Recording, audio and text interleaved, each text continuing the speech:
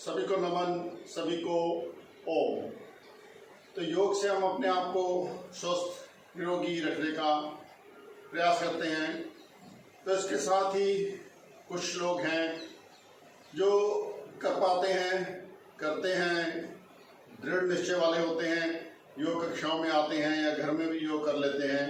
लेकिन कुछ होते हैं लेथर्जिक, जो करना तो चाहते हैं लेकिन करते नहीं हैं और बस कोई ना कोई बहाना ढूंढना।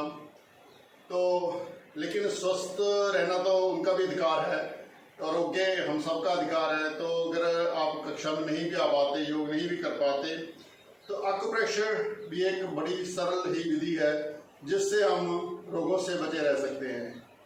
तो एक्यूप्रेशर से अपने हाथों में, पाँव में, कान में, शरीर के अंगों में हमारे अलग अलग पॉइंट होते हैं। उन पॉइंटों को दबाने से तो जिस भी रोग में, जिस भी अंग में हमारे कोई रोग हो, कोई इम्बैलेंस हो, कोई व्याधि हो, वो अपने आप ठीक होने लगती है। तो एक्यूप्रेशर मतलब कहीं पर भी कोई दिक्कत है तो उसके रेटेड जो पॉइंट है उसमें दर्द आएगा। हमारे हाथ के अंदर भी सभी पॉइंट हैं सारे बॉडी के अंगों के, तो जहाँ पर भी हमारे को प्रॉब्लम होगी, इम्बैलेंस होगा, तो हाथ में उस रिलेटेड पॉइंट में पेन जरूर होगा। तो हाथ के उन पॉइंटों को दबाकर हम ढूंढ सकते हैं कि कहाँ पर दर्द है।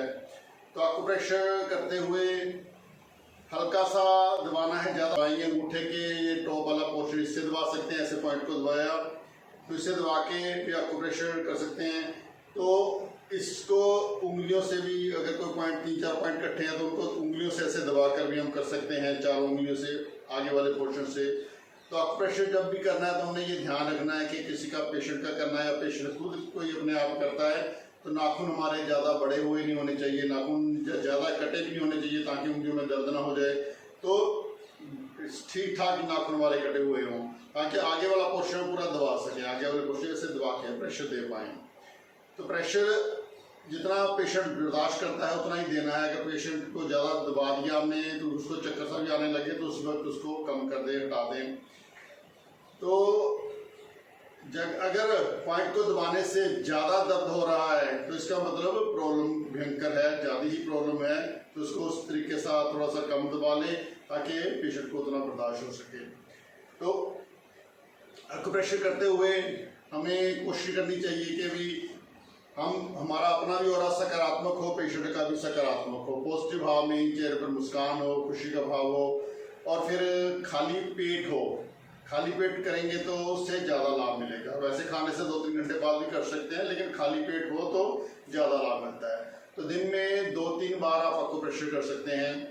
तो इसको जब करना है एक बार में तो आपने 5 से 7 सेकंड उस पॉइंट को दबाना है। मुंह में गिनने 1 से लेकर 12 तक गिनती गिने। जब पॉइंट को दबाया हुआ हमने तो 1 से 12 तक गिनती गिने, फिर उसको छोड़ दें, फिर 5-7 सेकंड रुकें, फिर दोबारा दबा लें, तो उसको छोड़ दें। इस प्रकार 3-4 बार 2-3 मिनट के लिए इस तरह कर लें। तो इस बार सुबह, दोपहर, शाम आप उसको कर सकते हैं। तो एक्यूप्रेशर बहुत ही सरल है, हर कोई अपने आप ही कर सकता है। बस थोड़ी सी नॉलेज अवेयरनेस लेनी कि कौन सा पॉइंट हमें दबाना है। उस पॉइंट से रिलेटेड हमें अगर पता लग जाता है तो रोग का, तो हम उस रोग को ठीक कर सकते हैं। तो आज मैं आपको कुछ बताऊंगा आँखों के रोगों के बारे में। तो आँखों की समस्याएं तकरीबन रहती हैं, आँखें कमज़ोर हो जाना, आँखों से पानी आना, आँखों से नज़र नहीं आना या ठीक धुंधला नज़र आना, आँखों में मोती आ जाना। तो आँखों की, तो उनको दूर करने के लिए हमने कुछ पॉइंट्स को देखना है। तो ये पहली उंगल और वो दूसरी उंगल के अंगूठे के बाद जो पहली और दूसरी उंगल है, इनके बीच में जो पॉइंट है इसको दबाएंगे। तो ये इसको दबाने से थोड़ा सा दर्द होगा, क्योंकि आंखों में थोड़ी बहुत दिक्कत तो रहती है, क्योंकि आंखें भी बहुत काम करती हैं, लगी रहती हैं और काम में। तो इसको दबाया तो इसको ऐसे दबा के रखा, गिनती गिनी मुख में 1 से 12 तक, फिर छोड़ दिया, फिर दबाया, गिनती गिनी 1 से 12 तक, छोड़ दिया। इस प्रकार ये हाथों में पॉइंट है। ये इसी प्रकार ये पॉइंट है पाँव में भी। पाँव के, पैर के पहली दोनों उंगलियां, अंगूठे के बाद वाली दोनों उंगलियों के बीच में यहाँ से दबाया तो ये पैर में भी सेम पॉइंट। तो इस प्रकार इसको भी दबा लिया तो आंखों के सभी रोग दूर होने लगेंगे। तो इस प्रकार हमारे कानों में भी पॉइंट हैं, लेकिन कानों में बहुत सभी चीज़ों के पॉइंट हैं, लेकिन ये इनको आप अपना समझने लगेंगे तो आपको समझ इतने आएंगे, बहुत नज़दीक होते हैं।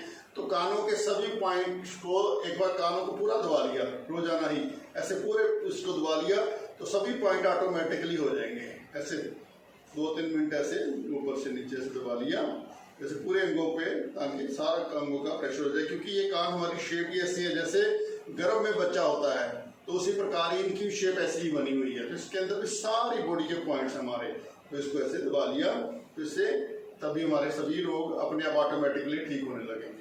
तो आंखों के लिए, आंखों की समस्याओं को दूर करने के लिए मैंने आज का पॉइंट बताया आपको। तो इसी प्रकार एक एक करके आपको पॉइंट बताएंगे ताकि आपको ज़्यादा लोड भी ना पड़े और आप उसको कर सकें।